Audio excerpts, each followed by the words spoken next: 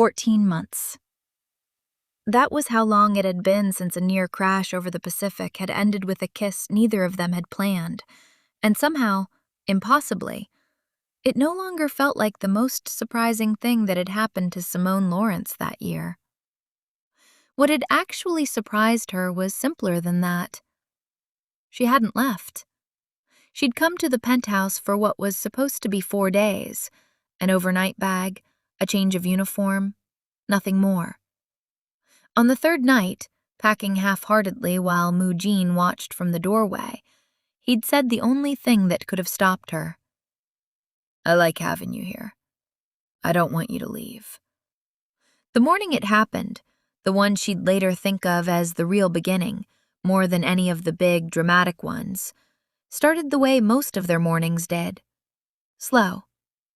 Unhurried. Sunlight through the penthouse windows, her head on his shoulder, neither of them in any rush to be anywhere else. "They're so beautiful, you know that?" he said, looking at her eyes like he hadn't already told her 100 times before. "You tell me that all the time." "I mean it, every time."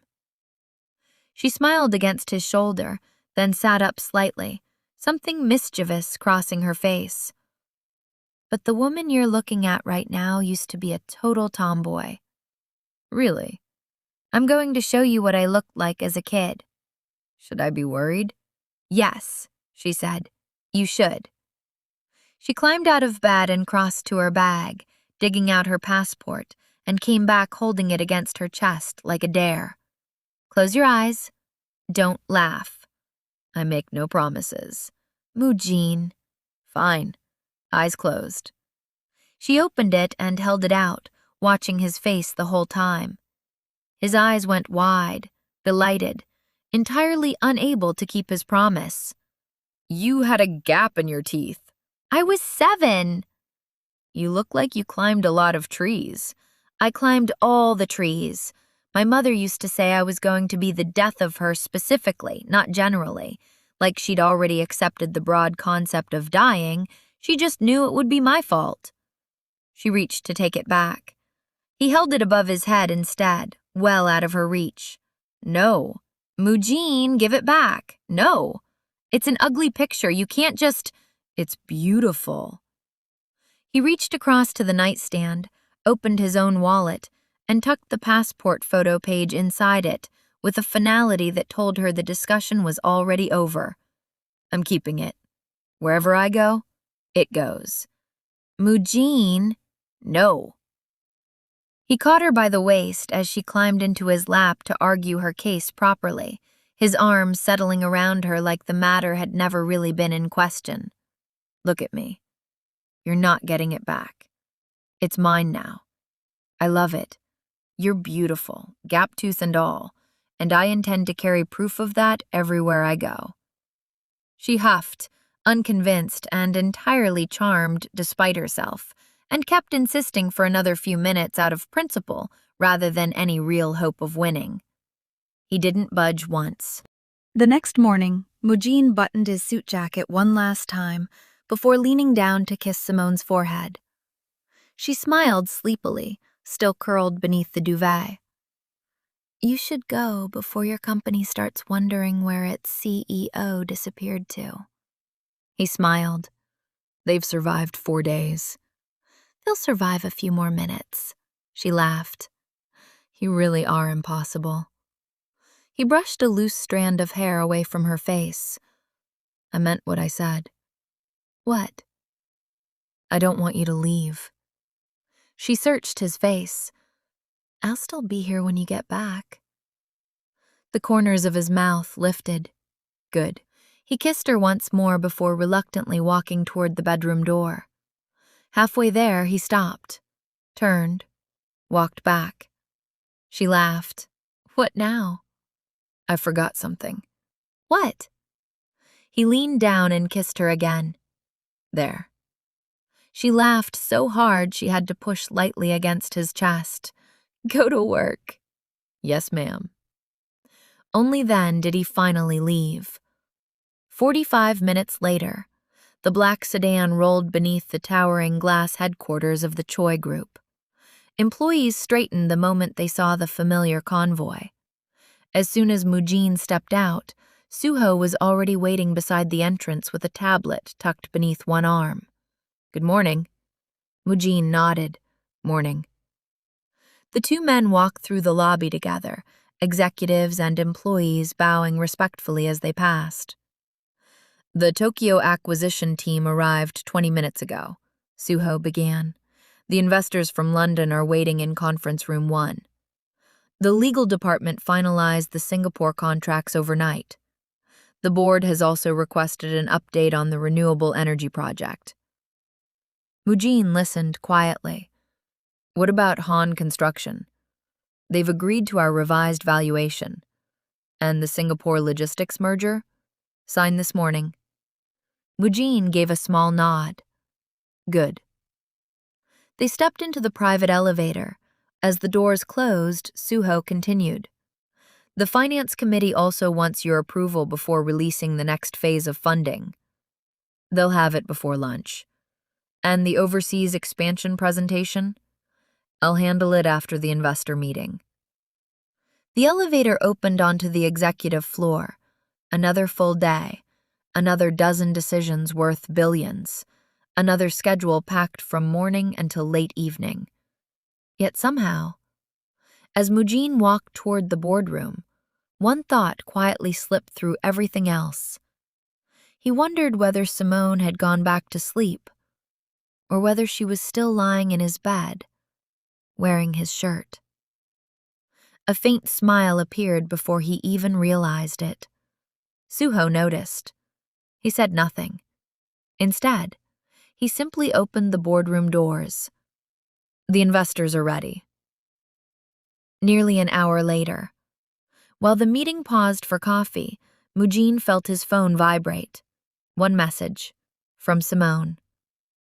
"Thank you for the last 4 days." A second message followed almost immediately. "I don't think I've ever felt this peaceful before." He read it twice. Then a third appeared. "Thank you for making me feel safe." He looked at the words for a long moment. Out of everything she could have thanked him for, she had chosen that. Safe. He typed slowly. "I'll spend the rest of my life making sure you always do." He pressed send, then placed the phone face down just as the investors returned to the table. For the next 3 hours, he negotiated multi-million-dollar agreements with the same calm confidence that had built one of Asia's largest business empires. But somewhere high above the city, a woman wearing his white dress shirt smiled at her phone. And somehow, that felt like the greatest success of his entire day. Their mornings had settled into a rhythm neither of them had planned, but both had come to depend on. Some days she was gone before he'd even fully woken, up 2 or 3 hours before a flight, out the door half asleep with coffee in hand, the driver pulling away while Mu-jin was still stretching toward consciousness on his side of the bed.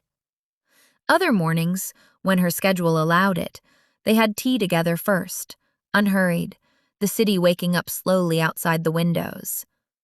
"See you in an hour, Captain," he told her once, walking her to the door. "See you soon, Chairman," she shot back, and he laughed. Really laughed, the kind that still occasionally caught him off guard, before she disappeared down the hallway. The driver took her to the airfield, then circled back an hour later for Mu-jin, and the whole arrangement had become so ordinary, so woven into the fabric of an actual shared life, that neither of them thought to remark on it anymore.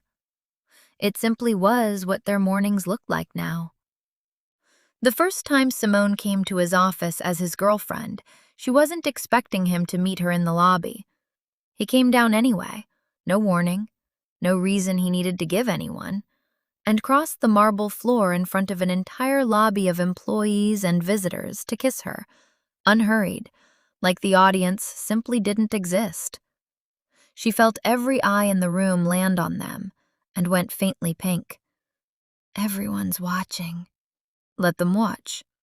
He took her hand, entirely unbothered. I'm not the one who suffers for it. That's not exactly reassuring. It wasn't meant to reassure you. It was meant to be true. He led her toward his private elevator, ignoring the way conversation in the lobby had gone quiet around them. I told you already. I'm not sneaking around with you, Simone. I'm not hiding you from anyone, and I'm not interested in pretending this is smaller than it is. You're my girlfriend. The whole world can know it. She didn't have a response for that. She simply held his hand a little tighter on the way up. The call came just after noon, while Simone was at the hangar going over the maintenance log for their next scheduled trip. Her father's voice, when she picked up, was exactly as flat and immovable as it had always been. Simone, you haven't been home in over a year. You didn't even come for Christmas. A pause, deliberate, landing exactly where he wanted it to land. Your mother is sick. You need to come home. Simone sat with that for a long moment after the call ended, feeling the particular vertigo of a life she'd built 4,000 miles from the one that had made her. It wasn't the kind of news that stopped her life outright. Her mother was sick, not dying, and Simone finished out the week's scheduled flights the way she always did, calm and thorough, because falling apart wasn't going to get her home any faster, and this was still her job, whatever else was happening on the other side of the world. They talked about it properly that night, over dinner at the kitchen island, plates mostly forgotten between them. Do you need time off? Mu-jin asked. I can cancel Germany, move the whole trip back a week, easily. No, I don't want you rearranging your whole schedule over this. She shook her head, already thinking it through the way she thought through everything, calm, methodical, one step at a time. My mom isn't dying. She's sick. There's a difference. I can finish out the schedule as planned. Once we're back from Germany, I'll fly out to see her. You're sure? I'm sure. Everything stays as planned. He looked at her for a moment, steady. I'm still coming with you, though. That part isn't optional. She gave him a small smile. Okay. Wasn't planning on missing it anyway, he added. I already told you. You're not doing this alone. They flew out about a week later. The hotel Mu-jin's people had booked wasn't just 5-star. It was one of his, a discreet, immaculate property tucked away from the noise of the city, the kind of place where the staff already knew his name before the car had fully stopped.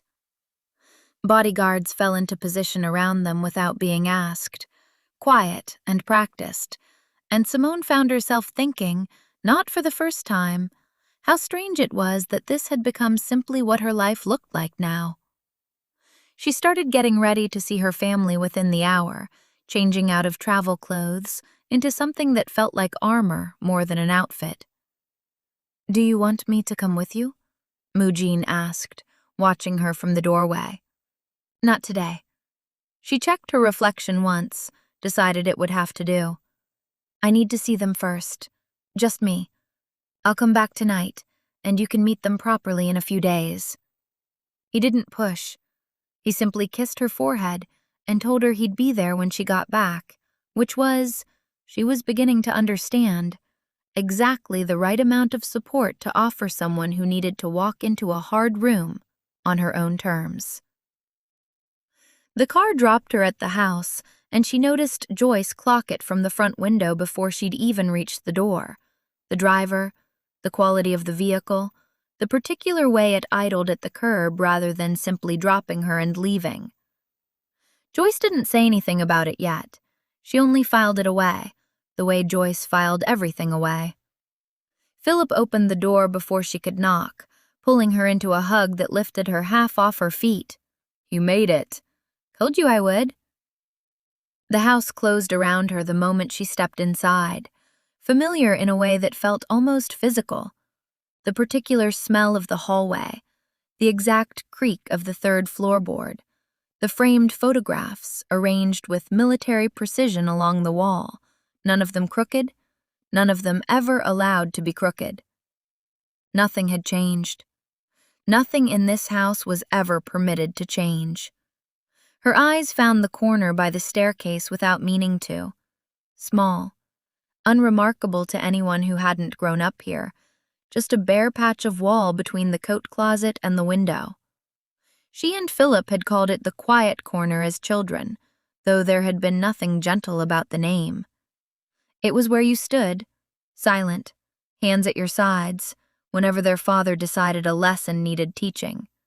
Not violent, never quite violent enough to leave a mark anyone could point to. Just hours of stillness and silence until whatever infraction had been sufficiently absorbed. Their father had run this house the way he'd run his unit before retiring from the military. Routines, inspections, a chain of command with exactly one person at the top of it. Simone realized, standing there as a 38-year-old woman, that some part of her still automatically checked that corner every time she walked through this door, the way you'd check for ice on a road you'd once slipped on badly. She pushed the thought down and went to find her mother instead. Her mother was sitting up in bed when she came in, looking better than Simone had feared. Tired, thinner, but alert, color back in her face in a way that eased something tight in Simone's chest. "You're looking better," Simone said, taking her hand. "I'm getting there. Don't let your father tell you otherwise. He likes an audience for his worrying." They talked for a while, easy and warm in a way that only ever happened when it was just the two of them. And then Simone went to find her father, because putting it off wouldn't make it easier. He was in his study, same as always. "Simone." "Dad." "You look well." He didn't get up. "Good flight?" "Fine, thanks." The conversation stayed exactly that stiff, exactly that careful, neither of them reaching for anything real. She noticed, standing there, how easily the old pattern reasserted itself. The careful words, the flattened voice, the automatic instinct to keep things smooth rather than say anything that might set him off. That had always been the deal, unspoken but absolute. Stay good, stay quiet, and the house stayed calm. She'd gotten so used to bottling things down over the years that she'd stopped noticing the weight of it most days, until she stood in this study again and felt, all at once, exactly how much she'd been carrying, and for exactly how long. She didn't say any of that today. Not yet. There would be time for the rest of it later, and some instinct in her, old, tired but still present, told her this wasn't the day to spend it. That evening, back at her mother's bedside, her mother asked, gently, "Are you staying over tonight?" "No. I'll head back to the hotel. I came with my boyfriend. He's waiting for me there." Her mother's eyebrows lifted, something pleased and curious in her expression. "Will you bring him next time you visit?" "Definitely." From the doorway, Joyce made a small sound that wasn't quite a laugh. "The rich Korean guy, huh?" "Joyce, I'm just saying what everyone's thinking." "You're always in my business," Simone said, more tired than annoyed. "I don't know why that never changes." The next few days settled into something almost gentle. She met Anita and Gabriella for coffee the following morning, the three of them tucked into a corner table, trading updates like no time had passed at all. And by the second cup, Simone found herself laughing in a way she hadn't in months. "So," Gabriella said, eyes glinting, "when do we meet him properly?" "Soon, I promise." "Has he met your father yet?" Anita asked, more serious now. "Not yet." "Good." Anita didn't blink. "I want your father to see exactly who you're with now. I want him to understand this isn't some pushover he gets to talk down to." A few days later, she took Mu-jin around the city herself, the neighborhood she'd grown up in, the Chinatown market her mother used to drag her through every Saturday, the park where she'd broken her arm falling out of the tree Joyce still brought up at every family gathering. "I want to show you my city," she told him, and he'd looked genuinely delighted by the idea, like it mattered to him more than she'd expected.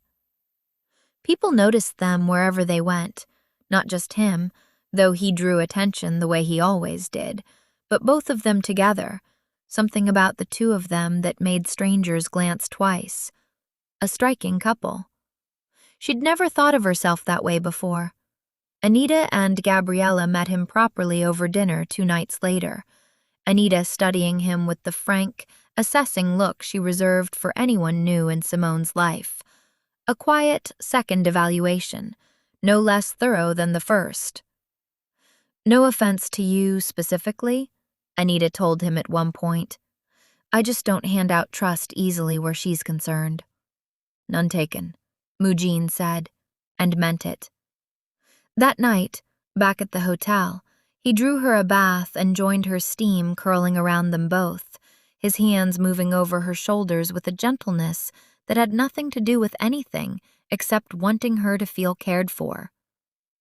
"He's been carrying a lot this week," he said quietly, kissing her temple. "I'm fine." "You don't have to be fine. Not with me." He turned her gently to face him, forehead resting against hers. "Whatever happens tomorrow, I'm right there with you. All of it." She let herself lean into him fully then, something in her chest loosening that had been tight for days. The family dinner had been her mother's idea, a proper meal, everyone at the table, Mu-jin finally meeting the rest of them the way a family was supposed to meet someone who mattered. Joyce opened the door, and Simone watched her sister's composure slip for exactly 1 unguarded second at the sight of him. The height, the stillness, the sheer quiet gravity of his presence. Joyce recovered fast, but not fast enough that Simone didn't notice. Philip shook his hand warmly, easily. "Good to finally meet you." Her father took longer, studying Mu-jin the way he studied everything, for weakness, for an angle. "So you're the one who kept my daughter from coming home for Christmas." "I'm the one she chose to spend it with," Mu-jin said, level and unbothered. "I'd like to think that's a different thing." Her father didn't answer that. He simply gestured them toward the living room, and the tension that followed them in was immediate, thick enough that even her mother's warm, "Please sit, dinner's almost ready," didn't quite cut through it. It held together barely through the first part of the meal. Then her father set down his fork. "I still haven't forgiven you," he said to Simone, "for not coming home for Christmas." "You're bringing this up here? Now?" "I'm simply saying it." "I have come home every single Christmas of my adult life," Simone said, voice tightening. "Every one. The one time I chose to spend it with the man I love instead, and you're still holding it over me like I abandoned this family." "Simone, please," her mother started. "Mom, that's the issue," Simone said. "That's exactly the issue. Everyone in this house has spent our whole lives smoothing things over so Dad never has to actually hear anything he doesn't want to hear." Her father's jaw tightened. "And I suppose this is also about Jeju." The room went very still. "You still haven't forgiven me for that either," Simone said slowly, understanding landing all at once. A video. One night. I was drunk at my own brother's wedding, and your perfect daughter, she looked at Joyce now, not unkindly, but not softening it either, sent it to you specifically to humiliate me. And you've been punishing me for both things ever since, like I'm still 17 and you still get to decide how sorry I should be. You never had to say it." Simone said. "You never had to say any of it. That was always the arrangement in this house. Stay quiet. Stay good. Don't set him off." Her voice was shaking now, but she didn't stop. Years of it finally coming loose all at once. "Do you know what it's like growing up in a house run like a military unit? Do you remember the quiet corner, Dad? Do you remember how many hours Philip and I spent standing in that corner for things that shouldn't have mattered? We walked on eggshells our entire childhood. We were never free. And I spent 38 years still flinching at your voice on the phone because some part of me never stopped being that kid in the corner." "That's enough," her father said. "No, it's not. It's finally not enough, actually, because I've spent my whole life making sure it was always enough for you and never once for me." She stood, chair scraping back. "I'm 38 years old. I get to have a boyfriend. I get to spend one Christmas away from this house without it becoming a referendum on whether I love my family. You don't get to hold that against me for the rest of my life." "We'll discuss this another time," her father said. The same line, the same door closing, the one he always used to end things he had no intention of finishing. "No," Simone said. "We won't. There won't be another time, because I'm done." She walked out. Her mother followed her into the corridor a moment later, eyes wet, hands trembling slightly around her own arms. "I should have protected you both," her mother said quietly. "I should have said something all those years. I told myself keeping the peace was love. It wasn't. It was just fear wearing love's clothes." She reached for Simone's hand.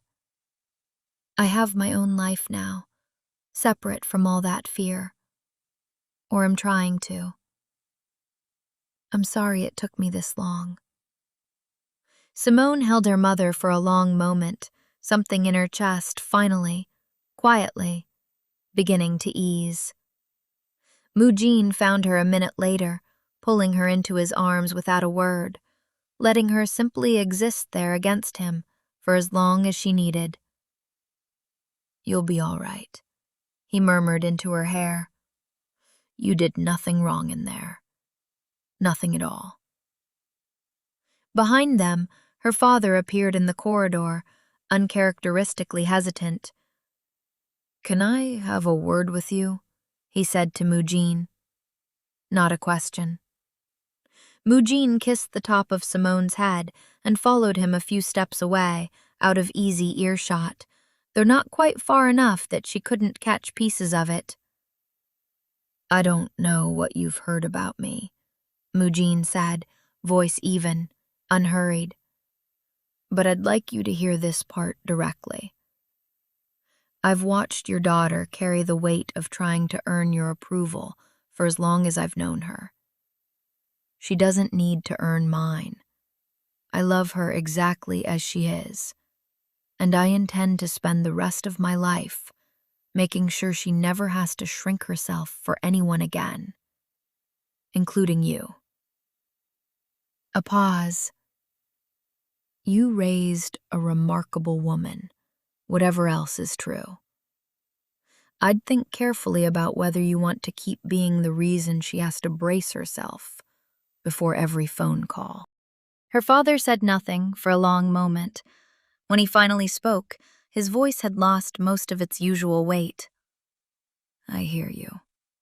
"Good," Mu-jin said. "That's all I wanted." That night, back at the hotel, she curled into his side on the couch, quiet for a long while before she found the words. "Thank you for coming with me," she said. "I don't think I could have gotten through today without you there." "You'd have gotten through it either way. You're stronger than you give yourself credit for." He pressed a kiss to her hair. "I'm just glad I got to see it." Her phone rang just before midnight, her father's name on the screen.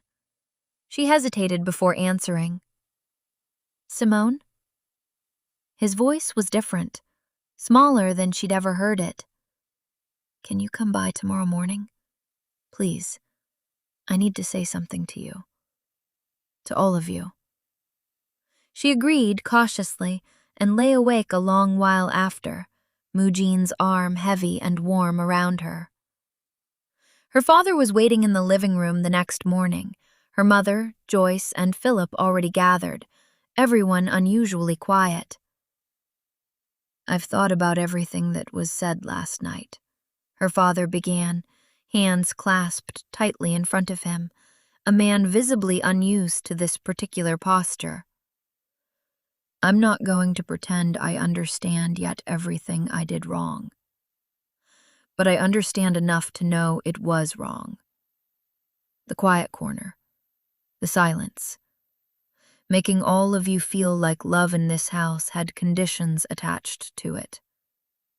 He looked at Simone directly. "I know it will take years to undo whatever damage I've caused. I'm not asking you to forgive that overnight. I'm only asking for the chance to start doing better, starting now."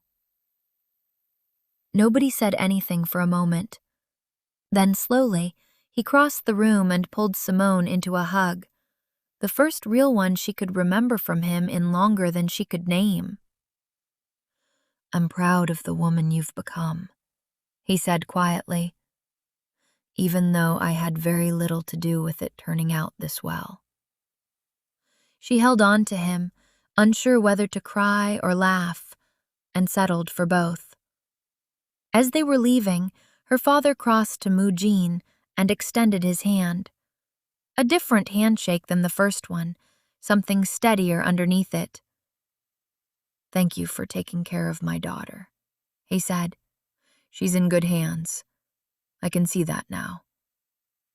Something in Mu-jin's expression eased at that, a small nod exchanged between two men who understood exactly what had just been said without needing to say more of it. Her mother hugged her tightly at the door. "Don't be a stranger. Come home more often. Properly, not just when something's wrong." Joyce, by the door, only gave a small wave, quieter than usual, though not unkind. Everything is a work in progress, Simone thought, walking to the car. Everyone comes around eventually, in their own time. They flew out 3 days later, Simone back in the captain's seat where she belonged, Derek beside her as first officer, the familiar rhythm of pre-flight checks settling something steady in her chest after the intensity of the past week. "Dubai," Derek said, glancing over the flight plan. "Nice. You know why we're headed there?" "He said he had business to finish up. I didn't ask too many questions." She ran through the checklist, easy and practiced. "How's your week been?" "Boring, compared to yours. Glad your mom's doing better, by the way." "Thank you. Me too." They fell into the same easy banter they always did, cockpit humming quietly around them as the runway disappeared beneath the wheels. Dubai unfolded around them like something out of a dream she hadn't let herself have. The skyline impossible against the desert light. The hotel suite so absurd in its luxury that she'd laughed out loud walking in. The evening he'd planned started simply enough. Dinner on a private rooftop, the city glittering below them in every direction. It was only when the terrace lights dimmed and a single spotlight rose on the far end of the roof that she understood something else was coming. He led her toward it, and the space opened into something she hadn't been prepared for at all.